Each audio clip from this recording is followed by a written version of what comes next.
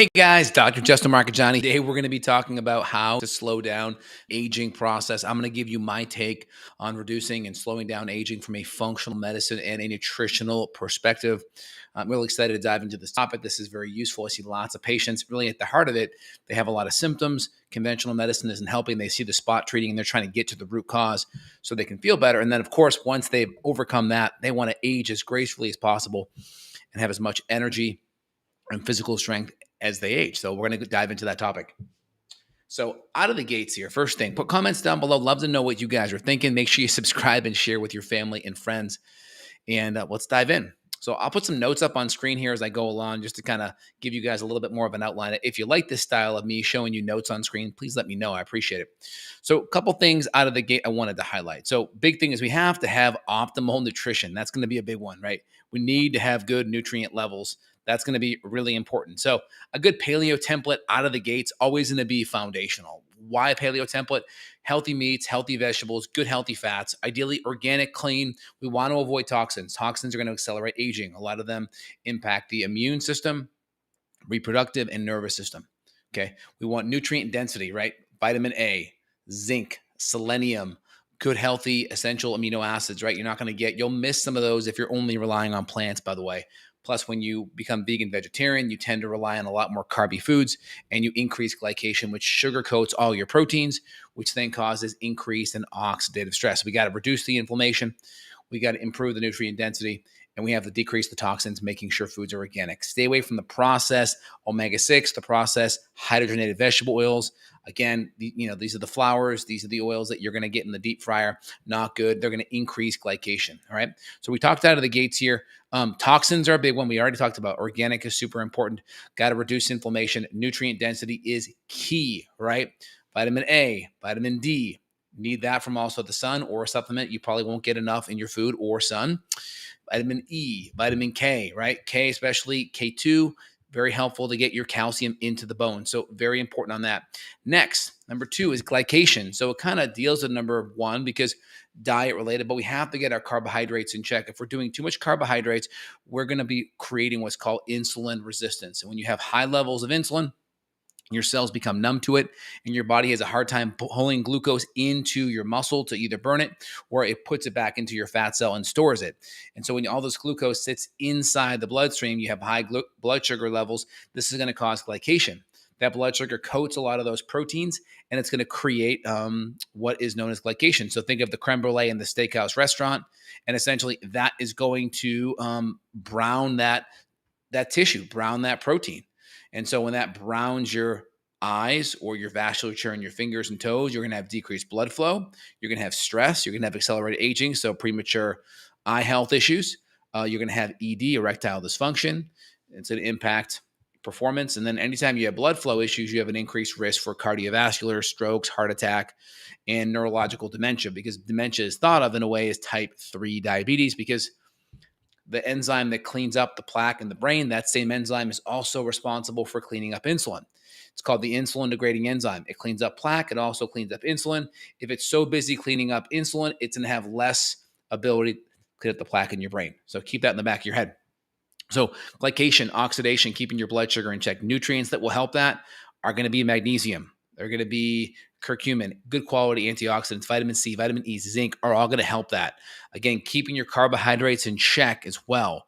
Being a little bit more ketogenic will help. Again, you don't have to be full on keto where it's only like meat and veggies or even full on carnivore. You could have some fruit. You could have a little bit of starch. It's going to depend upon how healthy you are metabolically, how active you are, and then you can just adjust that accordingly. So that's really important out of the gate.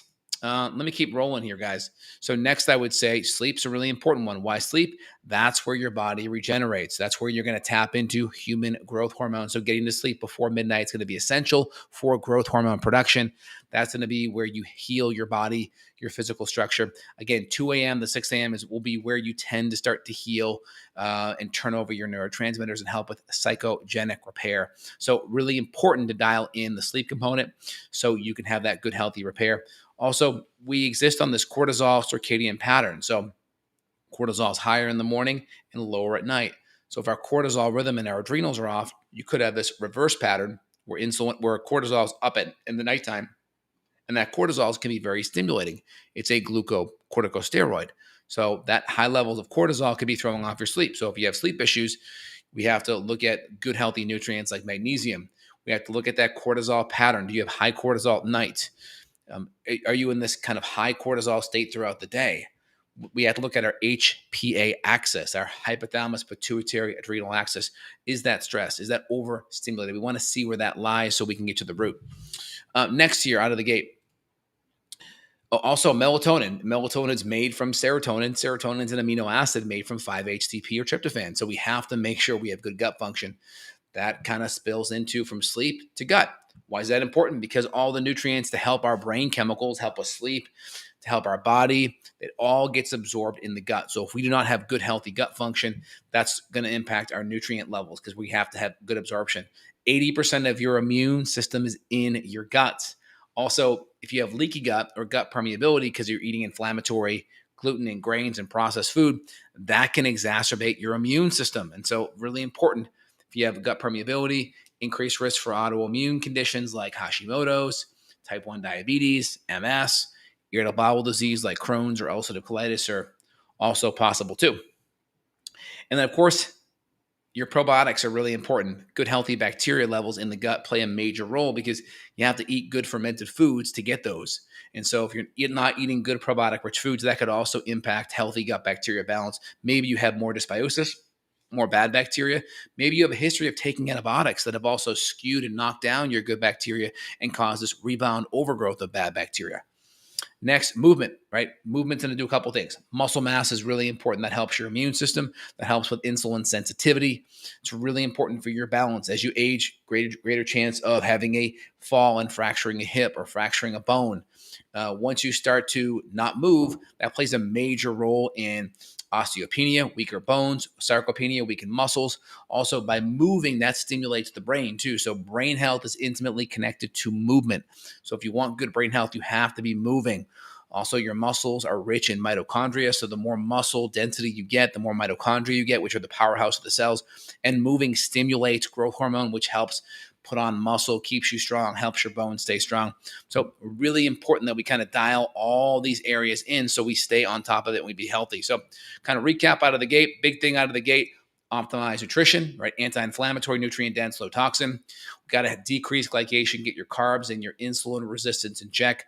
You can do a functional glucose tolerance test to see what's going on there, right? Fasting 1 hour, 2 hour, 3 hour, ideally below 100 starting out. Hour one, 140 to 120 or below 120. Hour two, below 100, but definitely below 120. And then hour three, definitely below 100. So we want to make sure that blood sugar goes up a little bit and then right back down versus up and then stays. The faster it goes up and the longer it stays up, the more insulin and the more insulin resistance is happening under the surface. So we got to stay on top of that. Talked about the nutrition, talked about blood sugar, sleep, really important. Get to bed before midnight. Try to sleep at least 7 to 9 hours, but get to bed before midnight. The growth hormone is so important for your body healing and recovering. Gut function, 80% of your immune system, the major driving factor of autoimmune conditions. That's where you absorb all your nutrients too.